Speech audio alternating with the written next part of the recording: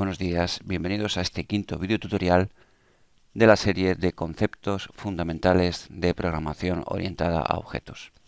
En este quinto y último video tutorial vamos a abordar tres conceptos importantes como son la abstracción, la encapsulación y sobre todo la asociación entre clases. Así que vamos a ello. El primer concepto que vamos a abordar es el concepto de abstracción. Este concepto determina cómo debemos definir las clases en base a la observación de los elementos reales que pretendemos representar. Por ejemplo, en el caso de que tengamos que crear una aplicación orientada a objetos para la gestión de flotas de, por ejemplo, una empresa de alquiler de vehículos, lo primero que tendríamos que saber es qué datos son necesarios almacenar por cada uno de los vehículos que tenemos que registrar en nuestro programa. En este sentido, por un lado tenemos que identificar aquellas informaciones que nos van a permitir identificar a cada uno de los vehículos de forma inequívoca y por otro lado, pues aquellas informaciones que la empresa necesita saber pues para la gestión de los mismos.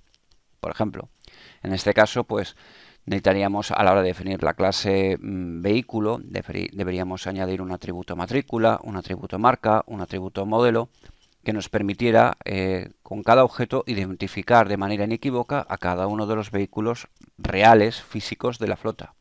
Igualmente, también necesitaríamos una serie de atributos que la empresa puede necesitar pues para la gestión de los vehículos en sí, como por ejemplo pues la fecha de la última ITV, el kilometraje, el combustible que tiene en cada momento cada vehículo, etc. ¿Cuándo se considera que una abstracción está bien hecha? Bueno, una abstracción se considera que está bien hecha cuando, por un lado, todos sus atributos permiten identificar a cada uno de los elementos reales que pretendemos representar. Es decir, en el caso, por ejemplo, de una aplicación de un banco o una clase cuenta bancaria, estaría bien diseñada si al menos tiene definidos los atributos necesarios para permitir identificar de manera inequívoca cada una de las cuentas. Aparte de luego tener los atributos necesarios, pues bueno, para mayor gestión, pues por ejemplo el saldo, el interés, etcétera. Y por otro lado también estaría bien sabido si además incluye todos los métodos necesarios para realizar las diferentes operativas contra una cuenta bancaria, tales como ingresar dinero, retirar dinero, calcular beneficios, etcétera. En ese momento la abstracción estaría bien realizada. El siguiente concepto que vamos a ver es el concepto de polimorfismo. Este concepto realmente es una cualidad de la programación orientada a objetos que se da como consecuencia del hecho de que podemos tener en diferentes clases definidos un mismo método. Esto puede suceder bien por casualidad o sencillamente pues porque esas clases pues heredan el método de una misma clase base y bueno, pues cada una de las clases puede perfectamente pues redefinirlo. ¿Qué provoca esto? Esto provoca el hecho de que cuando nosotros invocamos a un método contra un objeto, la ejecución, el código que se ejecuta al invocar ese método, no es un código único, sino que depende de la clase a la que pertenece el objeto contra el cual estamos invocando ese método. En cristiano, supongamos por ejemplo que nosotros tenemos esta herencia. La herencia además suele ser el típico ámbito en el que se da el polimorfismo. Tenemos una clase figura que bueno, pues representa una figura genérica y tiene un método calcular área. Como hemos visto en los ejemplos cuando vimos el video tutorial de herencia, pues bueno, de esta clase figura podemos crear una subclase círculo y una subclase cuadrado, clases hijas, que heredan el método calcular área cada una de ellas y que, bueno, pues de hecho en este caso concreto, pues seguramente lo redefinirían, pues en cada caso, pues implementando el código necesario para calcular el área del círculo en función de su radio y el área del cuadrado en función de su lado. Bien. Si observamos a continuación el siguiente código que vemos aquí, este pseudocódigo, y vemos, por ejemplo, que utilizamos una variable obj sobre la cual creamos, a partir de la cual creamos una referencia a un objeto círculo con una serie de características y luego invocamos a su método calcular área. Evidentemente, pues bueno, un círculo con un radio de 10 centímetros pues nos ofrecería un área pues bueno, de 314,15 centímetros, etcétera. Vale. Si a continuación, sobre la misma variable, creáramos un objeto, en este caso de la clase cuadrado, y a continuación, acto seguido, invocásemos al método calcularia, veríamos que el resultado es completamente distinto. ¿Y por qué esto es así? Si os fijáis, ambas líneas son exactamente iguales, es decir, en ambas líneas yo tengo una variable obj que apunta a un objeto x contra el cual yo estoy invocando a un método calcular área. El método calcular área, por supuesto, estará presente en la clase a la que apunta, o sea, en la clase a la que pertenece el objeto apuntado por esta variable en cada momento. Sin embargo, el calcular área de esta invocación no tiene nada que ver con el calcular área de esta invocación. Este calcular área va a invocar al código del método implementado en la clase círculo, mientras que esta segunda invocación va a invocar la implementación del método en la clase cuadrado. ¿Qué significa esto? Significa pues que en función de a qué clase pertenezca el objeto contra el cual nosotros invocamos un método, la implementación, el código que se ejecuta como consecuencia de esa llamada puede ser completamente distinto. Como consecuencia de ello, y por ello, se dice que en la programación orientada a objetos los métodos son polimórficos. Por tanto, no existe una versión única de cada método en la programación orientada a objetos, sino que puede haber tantas versiones como clases definan ese método. Insisto, bien porque lo heredan de una herencia o por simple casualidad. No hay ningún tipo de problema al respecto. Por último, vamos a ver el concepto de asociación. Esto es un concepto bastante importante. Si bien no constituye uno de los 4 pilares de la programación orientada a objetos que hemos citado, como son la abstracción, el polimorfismo, la herencia y la encapsulación, el concepto de asociación es un concepto importante porque en última instancia es lo que verdaderamente nos va a permitir definir nuestros diagramas de clases. Los diagramas de clases bueno, son básicamente un tipo de diagrama especial que se realiza pues como parte del desarrollo de una aplicación de software. De hecho, es un documento que se genera antes de la implementación, como parte de la planificación y el análisis. Y bueno, pues es un diagrama en el cual se presentan las diferentes clases que van a componer un programa utilizando, pues bueno, hay una serie de normativa y un lenguaje para representar eso que se llama UML y que permite, pues bueno, tanto representar las diferentes clases como las asociaciones entre ellas, que es lo que nos vamos a ocupar. Hasta ahora hemos visto cómo se define una clase, hemos visto que tienen que tener atributos, que tienen que tener métodos, hemos visto por la abstracción en base a qué las declaramos y las definimos, y ahora lo que vamos a ver es cómo se relacionan. Evidentemente, cuando nosotros creamos clases para identificar cada uno de los tipos de información que una aplicación necesita manejar, es ineludible que aparezcan relaciones entre esos datos. Quiero decir, los datos no están ahí sueltos, sino que puede haber perfectamente relación, y de hecho hay relaciones entre ellos que, pues bueno, van a ser precisamente los que van a provocar la existencia de las asociaciones. Bien, para entender y ver cómo se crean estas asociaciones y qué implicaciones tienen, lo mejor es hacerlo a través de un ejemplo. Entonces, para ello vamos a partir de la clase animal que tenemos aquí. Y suponer que vamos a hacer una aplicación para un centro veterinario y bueno, pues evidentemente lo primero que nos viene a la cabeza es que en un centro veterinario lo que hay que tener es información de los animales que se atiendan allí. Con lo cual nosotros podríamos perfectamente crear una clase animal y bueno, pues podríamos identificar como atributos iniciales pues un atributo como sería el número de chip con el cual se le pone a cada animal pues para identificarlo y luego pues el nombre y la raza. Por ejemplo, ¿no? Sería una definición pues bueno, pues para definir a cada uno de los animales. Hasta ahí bien. No obstante, claro, si vemos en esta clase aquí nos falta algo y es la información del dueño. Quiero decir, claro, cada animal tiene un dueño cuya información podemos necesitar pues para ponernos en contacto con él, etcétera.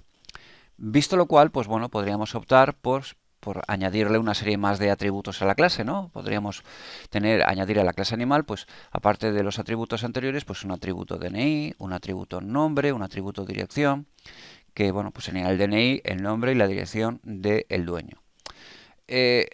Aquí nos enfrentaríamos ya a un problema de diseño. A nivel de código esto es perfectamente posible, pero a nivel de diseño esto plantea un problema. Y el problema es el siguiente. Se supone que los atributos de una clase tienen que describir la entidad de información que representa esa clase. En este caso, el DNI, el nombre y la dirección son atributos que están en la clase animal, pero realmente no representan, no definen, no describen al animal. O sea, son atributos que realmente están describiendo a una entidad de información distinta, que es el dueño del animal, no el animal. ¿Qué nos lleva a esto? Esto nos lleva a que deberíamos crear una clase aparte, es decir, esos atributos no forman parte de la clase animal, formarán parte de una clase que represente una entidad de información distinta. ¿A qué nos llevaría esto? Pues esto lo que nos llevaría es a crear dos clases.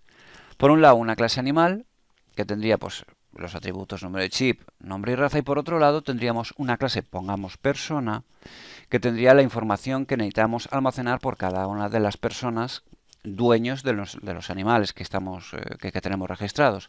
Esta clase persona pues tendría el atributo DNI, el atributo nombre y el atributo teléfono, que en este caso sí que tiene sentido porque bueno, pues DNI, nombre y teléfono son de una determinada persona, entonces cuadra los atributos con la entidad de información a la que representan. Ahora bien, ¿cómo relacionamos esta clase animal con esta clase persona? Es decir, ¿cómo relacionamos cada objeto animal con el objeto persona que es su dueño? Bueno, pues para ello, para establecer esa asociación, para establecer esa relación, lo que se hace es utilizar un atributo. Es decir, normalmente todos los atributos que hemos visto hasta ahora, pues bueno, eran atributos, por ejemplo, atributos como el nombre de chip, el nombre, raza o DNI, nombre, teléfono, son atributos de tipología simple. Es decir, son atributos cuya información puede representarse con una cadena, con un entero, con un decimal, un valor lógico, etcétera. Pero los atributos de una clase también pueden ser perfectamente referencias a objetos de otra clase. Y de hecho eso es lo que tendríamos aquí. En este caso, en el caso de la clase animal, definiríamos un atributo dueño que sería una referencia a un objeto de la clase persona. ¿Qué implicación tiene esto? Lo que esto implica es que cada vez que tengamos un objeto animal, ese objeto tendría un atributo dueño que podría hacer referencia a otro objeto, pero de la clase persona, que representa al dueño efectivo, al dueño concreto de ese animal. Con lo cual lo que tenemos es que cada objeto animal tiene una referencia a un objeto persona que hace de dueño. Y como resultado de esto, a nivel de diseño, lo que tendríamos es una asociación entre la clase animal y la clase persona. Esta asociación, pues bueno, sería una asociación con una cardinalidad asociada de 0 a 1. ¿Qué quiere decir esto? Lo que quiere decir es que si un animal, por ejemplo, es un animal que nos llevan y que está encontrado en la calle y que no tiene dueño, este atributo dueño podría ser una referencia nula. Ya hemos comentado en videotutoriales anteriores que cuando nosotros definimos una variable de instancia que hace referencia a un objeto, porque eso es lo que hacen todas las variables de instancia, referenciar los objetos, bueno, pueden referenciar a un objeto o no, pueden ser una referencia nula. En este caso, si un animal no tiene dueño, lo que ocurriría es que su atributo dueño sería una referencia nula, lo cual implicaría que no tiene ningún objeto persona asociado. Por tanto, no tiene dueño. Bien, a nivel de diseño ya hemos visto lo que supone la asociación y cómo se la define entre las diferentes clases, pero ahora lo que vamos a ver es qué implicación tiene esto a nivel de los objetos, a la hora de instanciar los objetos y a la hora de manejarlos. ¿Qué implicaciones tiene la asociación? Pues bueno, tiene varias implicaciones. La primera, sobre todo, afecta a los constructores, que es lo que estamos viendo, lo que podemos ver en estas dos líneas de código. Como ya hemos comentado en anteriores videotutoriales, lo habitual por defecto es que cuando definimos el constructor de una clase, añadamos tantos parámetros como atributos tiene esa clase. En este caso, a la hora, por ejemplo, de nosotros crear un objeto animal y un objeto dueño, pues en la clase persona, pues bueno, tendríamos en su constructor un atributo de un parámetro DNI, un parámetro nombre, un parámetro teléfono, a cada uno de los cuales pues le daríamos los datos correspondientes. Sin embargo, en la clase animal, en la cual aparte del número de chip y el nombre y la raza también tenemos un atributo dueño, a ese atributo dueño lo que habría que pasarle como argumento sería la referencia de un objeto persona previamente creado que representaría al dueño de ese animal. Con lo cual, pues bueno, a la hora del constructor veríamos que bueno, pues tendríamos que pasarle como argumento un objeto persona previamente creado que represente el dueño. Esto sería la implicación que bueno, la asociación tendría a nivel de los constructores de ambas clases. Sin embargo, la principal cualidad que nos va a permitir la asociación es lo que se denomina el encadenamiento. ¿En qué consiste el encadenamiento? El encadenamiento básicamente lo que consiste es en permitir poder pasar desde un objeto, obtener información de otro objeto asociado. En este caso, dado que tenemos asociados cada objeto animal con un objeto dueño, sería plausible y perfectamente posible obtener, a partir del objeto animal, obtener información de su dueño. ¿Cómo? Pues, por ejemplo, veamos esta sección de código. Suponiendo que los atributos fueran públicos, que ya hemos dicho que no tiene que serlo, pero bueno, para simplificar el código vamos a asumir aquí que lo son. Si nosotros, por ejemplo, tenemos ya definido un objeto animal, pues directamente con su atributo nombre, pues accederíamos al nombre del animal. No obstante, si hacemos referencia al atributo dueño y previamente comprobamos que no sea nulo, es decir, podría ser que el animal no tenga dueño, por lo tanto siempre hay que comprobarlo, nosotros perfectamente podríamos poner objeto animal punto dueño punto nombre, y esto lo que nos devolvería sería el valor del atributo nombre del objeto persona asociado al atributo dueño de este objeto animal. Es decir, en cristiano, el nombre de la persona que hace de dueño de este animal. Esto es un ejemplo de encadenamiento, es decir, partiendo del objeto animal que hace referencia a un determinado animal, obtenemos una información de un objeto persona asociado que es su dueño. Otro aspecto importante a tener en cuenta en la asociación es lo que se denomina la cardinalidad, lo que determina el número de objetos que se asocia con cada objeto. En el caso anterior que hemos visto antes, con la clase animal y la clase persona, hemos visto que la cardinalidad era de 0 a 1. Es decir, en la clase animal, como hemos visto, vamos a recuperarlo, la clase animal tenía un atributo dueño y bueno, pues este atributo dueño podía hacer referencia a un objeto persona o ser una referencia nula, como consecuencia de lo cual cada objeto animal podía estar asociado a 0 o 1 objetos persona. No obstante, y volviendo al caso que nos ocupa, la cardinalidad también puede ser, por ejemplo, de 1 a n. ¿Y cómo es esto? Pues es sencillo. Un atributo puede ser también una referencia a una matriz de objetos de otra clase. Véase el siguiente ejemplo. Imaginemos que tenemos aquí una clase reunión que define pues lo que es el concepto de reunión en una empresa. Cada objeto de esta clase tendrá un lugar, tendrá una fecha y una hora, tendrá un tema y tendrá asociado también un atributo asistentes que sería una matriz de objetos persona. Esos objetos persona que van a representar, pues van a representar a pues, los diferentes asistentes que van a ir a cada una de esas reuniones. Por tanto, cada objeto reunión tendría asociado n objetos persona, donde la cardinalidad sería de 1 a n. Y digo de 1 a n porque, claro, no tendría mucho sentido un objeto reunión cuyo atributo asistentes fuera una matriz que no tiene asociada a ninguna persona. No tendría sentido una reunión a la que no va a ir nadie. A nivel de código, ¿cómo se representa esto? ¿Cómo haríamos el encadenamiento? Bueno, pues al tratarse de una matriz, el atributo asistentes llevaría asociado un indizador con un índice que nos permitiría acceder a cada uno de los objetos persona asociados y a través de ello podríamos acceder a sus atributos. Por tanto, pues si hacemos algo como objeto reunión punto asistentes entre corchetes índice 0, podríamos acceder al primer objeto persona registrado como asistente a esta reunión y a partir de ahí, por ejemplo, obtener su DNI. Por lo tanto, esta línea pues nos devolvería el DNI de la primera persona registrada como asistente a este objeto de reunión. De igual manera, en esta segunda línea pues nos devolvería la información del DNI de la segunda persona registrada como asistente a este mismo objeto de reunión y así sucesivamente. Por último, vamos a ver el concepto de autoasociación. Este concepto puede parecer algo enrevesado, pero realmente es muy sencillo. La autoasociación se da cuando los objetos de una clase se asocian con otros objetos de la misma clase. Por ejemplo, observemos la clase persona que tenemos aquí definida. Esta clase persona tiene un atributo DNI, tiene un atributo nombre y tiene un atributo teléfono. Pero supongamos que también queremos tener información de la madre y padre de cada persona. Evidentemente, la madre y el padre también serán objetos de la misma clase, de la propia clase persona. Son también objetos persona.